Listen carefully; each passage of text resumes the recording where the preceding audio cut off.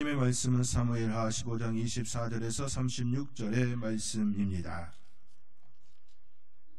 구약성경 488면에 있습니다. 구약성경 488면에 있는 사무엘하 15장 24절에서 36절의 말씀,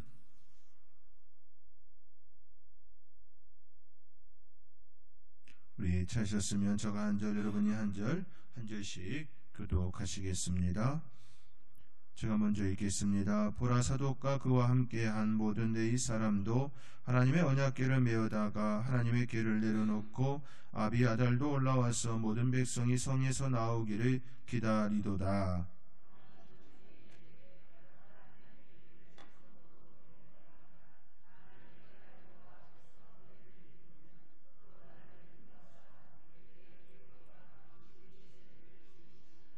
그러나 그가 이와 같이 말씀하시기를 내가 너를 기뻐하지 아니한다 하시면 종이 여기 있사오니 선이 여기시는 대로 내게 행하옵시옵소서 하리라.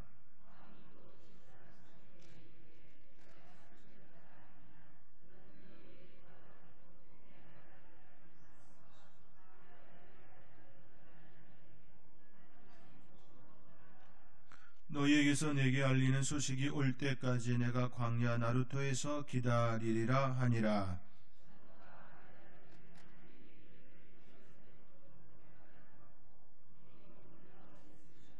다윗이 감난 산길로 올라갈 때에 그의 머리를 그가 가리고 맨발로 울며 가고 그와 함께 가는 모든 백성들도 각각 자기의 머리를 가리고 울며 올라가니라.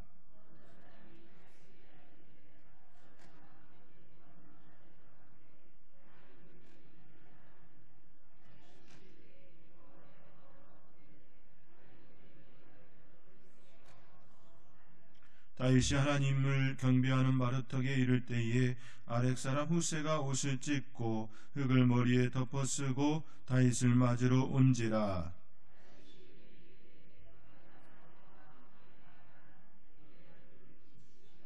그러나 내가 만일 성읍으로 돌아가서 압살롬에게 말하기를 왕이여 내가 왕의 종이니이다. 전에는 내가 왕의 아버지의 종이었더니 이제는 내가 왕의 종이니이다 하면 내가 나를 위하여 아히도벨의 모략을 패하게 하리라.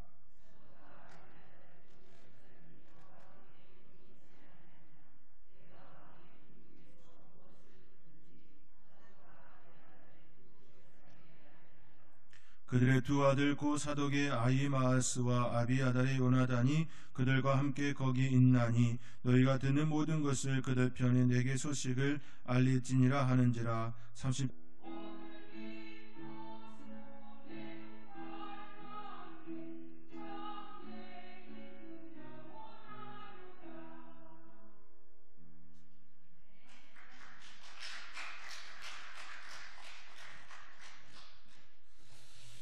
10자가를 볼 때마다 우리 안에 은혜가 있는 것은 그것이 우리를 살리는 하나님의 능력이 되기 때문입니다. 늘 그 십자가를 바라보며 주의 은혜 가운데에 하나님의 은혜를 따라 살아가는 저와 여러분의 삶이 되어지기를 주님의 이름으로 축복합니다. 다윗 왕은 하나님께 죄를 범하였습니다. 그로 인해 여러 시련과 고난이 그에게 닥쳤습니다. 그에게 닥친 고난은 그의 아들들에 의하여 시작되었습니다. 첫 번째는 첫 번째 태어났던 그 아들이 죽는 일이었고 이어지는 그 모습들도 그의 아들들에 의하여서 계속 일어났습니다. 암논과 압살롬은 다윗이 범한 죄들을 그대로 답습합니다. 암논은 동생 다말을 강제로 동침함으로써 밧세바를 범한 아버지 다윗의 죄를 드러내었습니다. 압살롬은 또 암논을 죽임으로 우리아를 죽인 아버지 다윗의 그 죄를 또 밝히 드러내는 일이 되었습니다. 다윗의 범죄는 단순한 죄의 사건이 아님을 성경은 고발합니다. 이는 지도자들에게 하나님께서 얼마나 많은 책임과 고난을 주었는지 알려주는 사건입니다. 지도자가 그만큼 하나님께서 그들에게 부여하신 그 고난이 있는 만큼 그 책임도 매우 크다라는 것을 알려주는 그 모습입니다. 다윗은 하나님의 신정 통치를 위하여 그것을 세우기 위해 일찍이 사무엘로부터 하나님께 기름을 받은 자였습니다. 그는 목동 시절부터 하나님의 뜻을 따라 순종해 산 사람이었습니다. 그러한 그가 왕이 된 후 가장 안정적이고 평안할 그때 그는 하나님의 영광을 드러내지 못하고 오히려 죄를 범한 자가 되었습니다. 우리가 평안할 때에 더욱 조심해야 하는 이유가 바로 여기에 있습니다. 그 평안이 누구로부터 왔는지, 더 나아가 그 평안이 무엇을 위함인지 알고 그 평안의 때를 감당해야 합니다. 그 평안의 때를 잘 보내야 합니다. 평안의 때는 그냥 쉬고 먹고 노는 시기가 아니라는 말씀입니다. 평안의 때는 하나님께서 그 일을, 하나님의 뜻을 이루기 위하여 주시는 시간입니다. 하나님의 영광을 위하여 하나님의 뜻을 밝히 드러내는 시기이어야 한다라는 말씀입니다. 그러나 다윗은 그렇지 못했습니다. 평안의 때에 그는 죄를 범하였습니다. 그로 인해 지금 그는 여러 시련을 당하고 있습니다. 그가 당하는 그 시련은 그 홀로만 당하는 시련이 아닙니다. 나라 전체가 혼란과 혼돈의 시간이 되었습니다. 압살롬의 반역은 그로 하여금 철저히 자신의 잘못을 뒤돌아보는 시간이 되게 합니다. 다윗은 비록 압살롬의 계략에 의하여 민심을 잃고 압살롬의 반역으로 말미암아 황급히 도망하였지만 그렇다고 하여 지금까지 쌓아 올린 그의 신실함이, 그의 성실함이 한 번에 사라진 건 아니었습니다. 그의 신실함에 대하여 알만한 사람들은, 그 주위에 있었던 그들은 너무나도 잘 알고 있었습니다. 그리하여 많은 사람들이 그를 따름이 되었습니다. 압살롬을 따르는 이들도 있었지만 여전히 다윗과 함께하는 그 모습이 일어납니다. 그 중에 하나가 지난주에 살펴보았던 가드 사람 이때였습니다. 이때는 이방인입니다. 충분히 돌아갈 수 있는 명분을 가지고 있는 이였습니다. 그러나 그는 다윗을 떠나지 않았습니다. 오히려 하나님의 살아계심과 다윗 왕의 살아계심을 명세하며 다윗이 있는 곳에서 살아 죽으나 함께 있겠다, 그렇게 고백하며 다윗을 따랐습니다. 오늘 본문에서도 다윗을 따르는 이들이 등장합니다. 제사장 사독과 모사 후세입니다. 제사장 사독은 다른 제사장인 아비아달과 더불어 언약궤를 메고 성 밖으로 나와 다윗 왕을 기다리고 있었습니다. 그리고 그를 따라 길을 나서려 했습니다. 그러나 다윗은 이들 모두를 예루살렘으로 돌려보내며 그들과 약정을 맺습니다. 먼저 사독과 아비아달에게는 언약궤를 메고 예루살렘으로 돌아가 예루살렘의 정황을 알려달라, 그 일어나는 일들을 자기에게 알려달라, 그렇게 요청합니다. 그리고 후세에게도 예루살렘으로 돌아가 압살롬에게 거짓 충성을 맹세한 후에 압살롬의 모반에 가담한 아히도벨의 모략을 패하게 해달라라고 하는 그 요청을 하지요. 이렇게 하여 세 사람은 모두 다윗의 간청에 따라 예루살렘에 돌아간 일이 오늘 본문 속의 내용입니다. 우리는 여기서 매우 흥미로운 점을 발견하게 됩니다. 다윗은 하나님의 언약궤를 예루살렘으로 돌려보냈다라는 그 사실입니다. 언약궤는 이스라엘 사회에서 하나님과 이스라엘이 맺은 언약의 상징입니다. 승리의 보장물처럼 여겨졌습니다. 하나님의 임재가 있는 그곳을 모두가 알고 있는 그 귀한 하나님의 임재를 나타내고 또 하나님께서 승리 주시는 그런 존재의 모습이었습니다. 그러한 하나님의 언약궤는 가는 곳에, 하나님의 언약궤가 가는 곳에는 하나님의 임재가 나타나고 하나님께서 승리를 주신다는 암묵적인 이스라엘 백성들 사이에 담겨 있었습니다.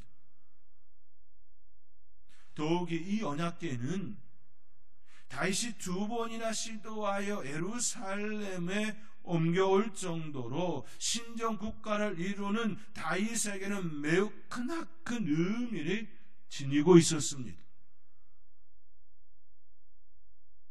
예루살렘 성에 언약궤가 없다라고 하는 것은 하나님의 임재가 없는 성, 그런 의미까지 다가오는 것이었기에 지금 그 언약궤를 메고 온 사독과 아비아달은 하나님의 임재가 다윗에게 여전히 함께하고 있음을 드러내고 싶었습니다.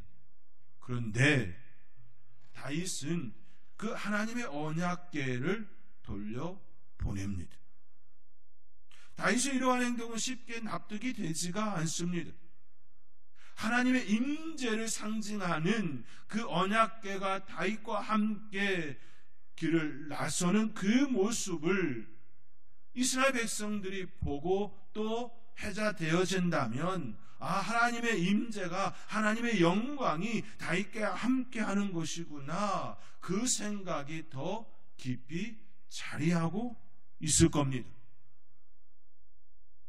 복귀가 다시 예루살렘으로 다윗이 오는 것에 대하여서 모두가 그렇게 생각을 하게 된다라는 것이지요.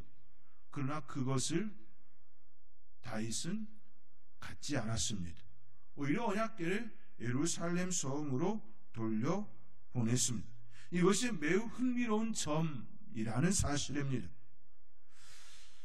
납득이 되지 않는 모습입니다. 압살롬이 장악하고 있는 예루살렘으로 돌려보낸다는 것은 하나님의 임재가 다윗에게 있는 것이 아니라 예루살렘 성에 있음을 의미하는 것이기 때문이지요. 다윗이 여호와의 신앙을 잃어버린 것이 아닌가 할 정도로 의구심을 갖게 하는 장면입니다. 하나님께 범죄한 후에 여러 시련 속에 하나님을 향한 그 신앙을 잃어버린 건 아닌가라고 하는 의심을 받게 하는 사건일 수 있습니다. 그러나 오히려 다윗이 하나님의 언약궤를 예루살렘으로 보낸 것은 여호와의 신앙, 하나님을 향한 그 믿음이 사라진 것이 아니라, 포기해서가 아니라, 오히려 그는 하나님을 향한 하나님의 은혜가 자기에게 여전히 역사되어지기를 간절히 바라는 그 믿음 때문이었습니다. 다윗은 정처 없이 떠돌아다녀야 하는 자기와 같은 신세가 되지 않기를 바라고 있습니다. 언약궤가 자신과 함께 유랑하는 것을 원하지 않았다라는 말씀입니다. 언약궤는 나와 상관없이 있어야 할 곳에 있어야 한다라고 하는 그 마음이 그의 중심에 있었다라는 모습이지요. 귀하게 여김을 받아야 할 그 대상이 함부로 여김을 받는 자리로 내려가지 않기를 바라고 있음에 대한 모습입니다. 하나님의 임재를 바라지 않는 것이 아니라 하나님의 언약궤는 있어야 할 곳에 있고, 그렇지만 내 삶의 자리에 하나님께서 역사하시면 나에게 여전히 역사할 거라고 하는 오히려 더 큰 믿음이 그에게 있었다라는 사실입니다. 다윗이 예루살렘을 떠나는 이유는 다윗의 범죄 때문입니다. 다윗이 죄를 범하였기 때문입니다. 그 범죄로 인하여 떠나는 인생에 하나님의 언약궤를 가져간다라는 그것은 하나님 앞에 오히려 염치 없는 행위였음을 인지하고 있음에 대한 고백입니다. 다윗은 언약궤의 유무와 상관없이 하나님께서 자신과 함께 하실 것과 하나님의 은혜가 자신에게 미치기만 한다면 자신은 다시 언약궤가 있는 예루살렘으로 돌아갈 것임을 인지하고 있습니다. 다시 말해 하나님의 은혜가 없으면 나와 함께 언약궤가 간다 할지라도 본인은 예루살렘으로 돌아올 수 없을 것이라고 하는 그 마음이 있었다라는 것이지요. 그렇게 그는 믿음으로 언약궤를 돌려보냈습니다. 오늘 본문 25절의 말씀입니다. 오늘 본문 25절 우리 함께 읽겠습니다. 왕이 사독에게 이르되 보라 하나님의 궤를 성읍으로 도로 메어 가라. 만일 내가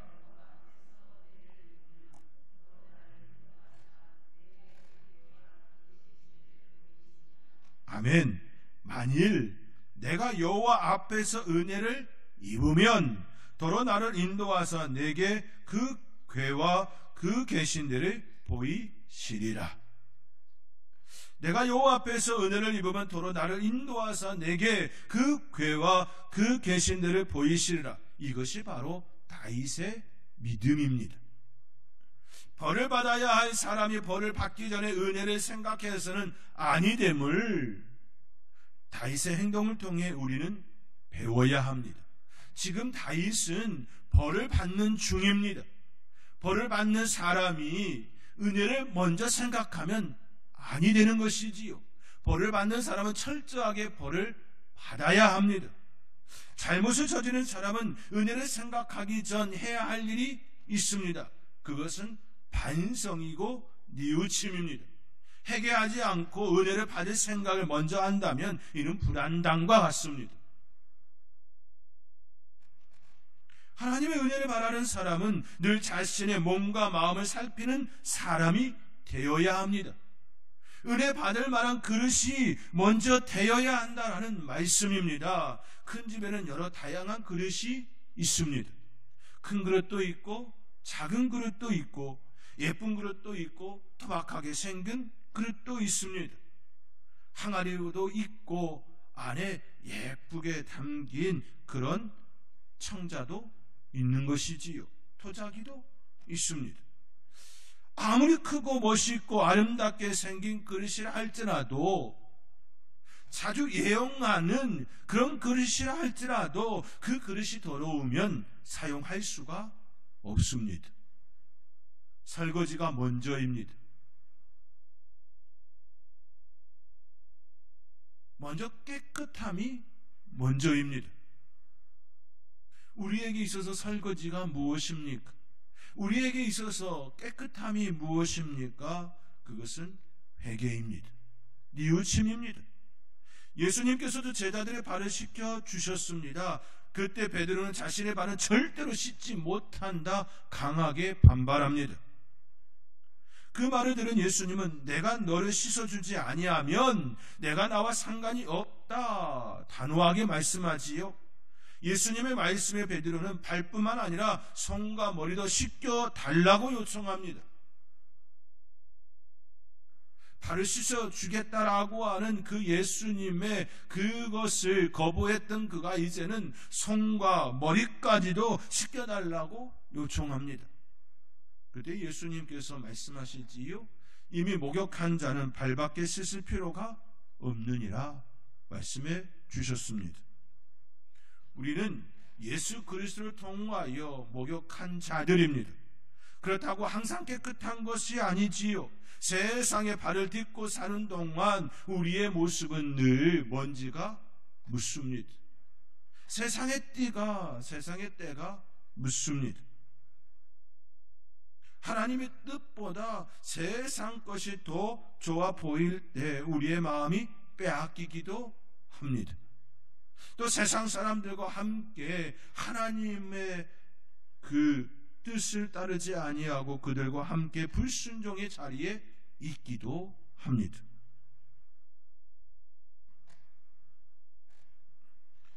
예수님께서 발을 씻어 주심과 같이 우리도 늘 발을 씻는 자가 되어야 합니다. 항상 오늘 하루의 삶을 되돌아보고 또 하나님과 사람들 앞에 잘못한 것을 돌아보며 반성하고 회개하는 삶이 늘 우리 가운데 있어야 합니다. 매일 발을 씻음과 같이. 이것이 우리의 그릇을 깨끗하게 하는 길입니다. 예수 그리스도께서 제자들의 발을 씻어주심과 같이 예수 그리스도의 그 은혜를 따라 우리는 늘 그 은혜 속에 있어야 합니다. 다른 길은 없습니다. 예수님께서 제자들의 발을 씻겨 주었듯이 우리의 발을 예수님께 늘 맡기는 삶이 되어야 합니다. 늘 그 은혜를 따라 살아가는 저와 여러분의 삶이 되어줄 수 있기를 주님의 이름으로 권면드립니다. 우리가 오늘 본문을 통해 주목해야 할 것이 있다면 또 다윗의 기도입니다. 다윗은 감난 산길로 올라갈 때에 그의 머리를 가리고 맨발로 울며 올라갑니다. 그를 따른 모든 백성들도 감난 산길을 오르면서 자기의 머리를 가리고 또 울며 올라갑니다. 구약 성경에서 머리를 싸는 모습과 머리에 재를 무릅쓰는 모습이 종종 등장합니다. 머리를 싸는 그 모습은 몹시 수치스러운 상황에서 번뇌하는 모습을 나타냅니다. 또 머리에 재를 머리에 무릅쓰는 그 모습은 몹시 고통스러운 상황에서 슬퍼하는 모습을 가리킵니다. 오늘 본문에서 다윗이 자신의 머리를 가리운 것은 비록 재를 머리에 쓰지는 않았지만 형용할 수 없는 슬픔과 고통을 드러내고 있는 장면입니다. 슬픔이지요. 또 예루살렘 성을 떠나야 하는 고통입니다. 슬픔과 고통은 그의 죄로 인하여서 일어난 일들입니다. 다윗은 아들의 반란으로 도피해야만 하는 자신의 신세가 몹시 처량하고 수치스러워서 이와 같은 행동을 하고 있음을 또한 엿볼 수가 있습니다. 그 시작은 그의 죄 때문이었습니다.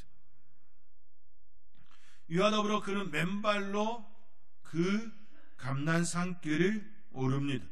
맨발로 걷는 것은 고대 군동에서 노예가 하는 행동입니다. 노예들은 신발을 신기지 않았습니다. 그러나 하나님과 사람 사이의 신발을 벗는 행위는 거룩한 하나님 앞에서 자신의 수치스러운 죄를 회개하며 스스로를 겸허히 낮추는 상징적 행동입니다. 하나님 앞에서 나는 죄인입니다. 거룩하신 그 하나님 앞에 나는 죄인입니다. 내 자신을 고백하며 서는 그 행위이지요. 모세가 하나님을 만났을 때 하나님께서는 그에게 신을 벗어라 말씀하셨습니다. 이는 거룩한 하나님 앞에서 모세가 마땅히 취해야 할 행동이었습니다. 지금 다윗은 그 감난산길을 오르면서 맨발로 걷습니다. 그와 함께 맨발로 걸으면서 울고 또 올라갑니다.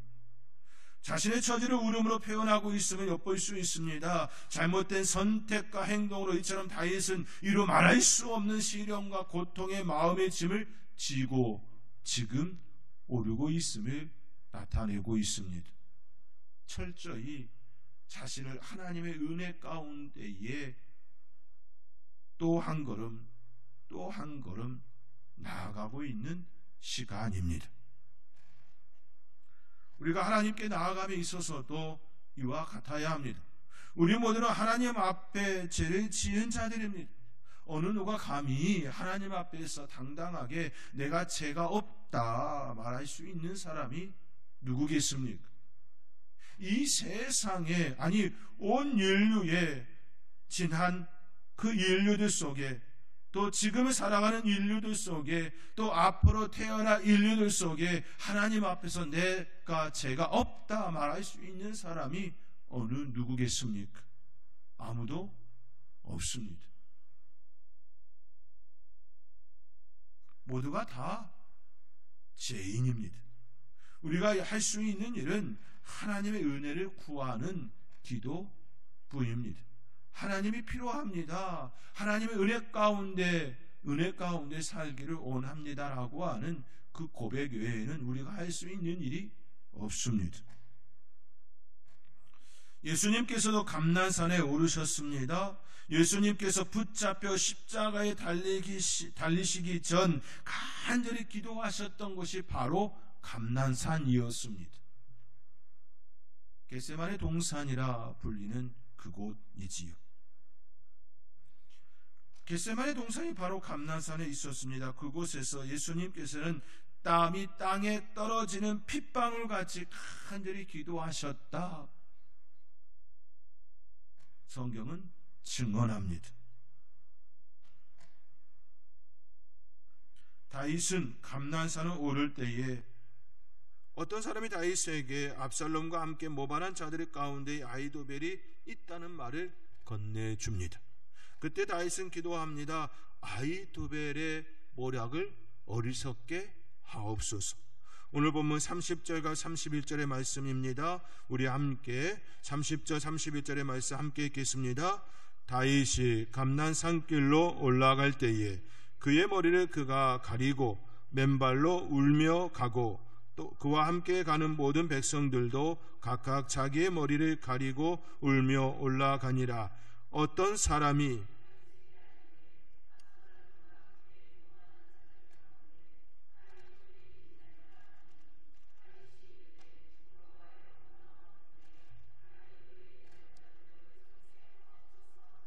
아멘. 다윗은 감난산길을 오르면서 자신의 모습 때문에, 자신의 그 죄 때문에, 자신의 지난 날의 그 허물 때문에 머리를 가리고 맨발로 울며 올라가고 있습니다. 그때 어떤 사람이 그에게 압살롬에게 그와 함께 모반한 자들 가운데 아히도벨이 있다라는 그 말을 건네줍니다. 그 이야기를 들은 다윗이 한 행동은 기도였습니다. 여호와여 원하옵건대 아히도벨의 모략을 어리석게 하옵소서라고 하는 그 기도였습니다. 그 기도를 마친 후 그에게 나타난 이가 바로 후세였습니다. 그리고 그에게 아히도벨의 모략을 패하게 하라고 요청합니다. 여기에는 다윗의 기도와 하나님의 응답의 현장을 함께 볼 수가 있습니다. 다윗은 지금 감난산에 오르면서 자신의 그 처지로 인하여서 머리를 가리고 울며 맨발로 올라갑니다. 그때 그에게 소식을 전해 들었고 그는 하나님께 기도합니다. 그 기도에 하나님께서는 즉각적인 응답으로 모사 후세를 만나게 합니다. 그리고 그 후세를 압살롬에게 보내어서 압살롬이 어떤 계획을 세울 때에 아히도벨의 그 계략을 따르지 아니하고 후세의 계획을 따르도록 그렇게 그를 보내어 그 일을 하게 하였습니다. 참 기막힌 타이밍이지요. 하나님께 기도하는 다윗, 그 앞에 나타난 모사 후세, 이는 하나님의 즉각적인 응답이었습니다. 급한 기도에 급하게 응답하시는 하나님의 손길을 볼 수가 있습니다. 사랑하는 성도 여러분, 하나님께서 우리에게 반드시 응답하십니다. 그러나 응답하는 방식에 있어서는 제각각입니다. 어떤 때는 매우 급하게 응답하시지만 정반대로 아주 천천히 응답하실 때도 있습니다. 그러나 여기서 중요한 사실은 하나님께서는 우리에게 가장 적합한 때에 하나님의 응답의 손길을 주신다라는 사실입니다. 내가 생각하는 적합한 때가 아니라 하나님께서 나에게 적합한 그때에 응답해 주신다라는 말씀입니다. 다윗에게는 즉각적으로 후세를 만나게 하시고 그를 되돌려보내는 그 일이 일어났습니다. 지금 다윗에게 필요한 때였던 것이지요. 우리에게도 마찬가지입니다. 하나님께서 우리에게 급하게 응답하셔야 할 때에는 그렇게 응답하십니다. 그러나 전혀 반대로 내가 원하는 그 모습이 아니라 아주 느리게 응답하실 때도 있습니다. 그때 우리가 취해야 될 자세는 우리 하나님께서는 반드시 응답하시는 하나님이시고, 그리고 나에게 가장 좋은 길로 가장 적합한 때에 응답하시는 그 하나님이심을 우리는 믿어야 합니다. 이것이 신앙인의 가장 아름다운 삶의 고백입니다. 다윗의 이 모습을 통하여 하나님의 은혜를 또 사모하며 하나님의 축복의 삶을 사는 저와 여러분이 될 수 있기를 주님의 이름으로 축원드립니다. 기도하겠습니다. 하나님의 때에 하나님의 역사하심을 의심하지 않고 바라보며 나아가는 저희들 되기를 원합니다. 머리를 가리우고 맨발로 감난산길을 오르는 다윗, 그가 기도할 때에 즉각적으로 또 사람을 만나게 하시고 그를 통하여 하나님의 응답하심을 오늘 우리가 말씀을 통해 깨닫습니다. 우리의 삶의 자리에서도 하나님의 응답하심을 의심이 아니라 감사로 받으며 살아가는 저희들 되게 하여 주시옵소서. 이 모든 것 감사하옵고 예수님의 이름으로 기도하옵나이다. 아멘.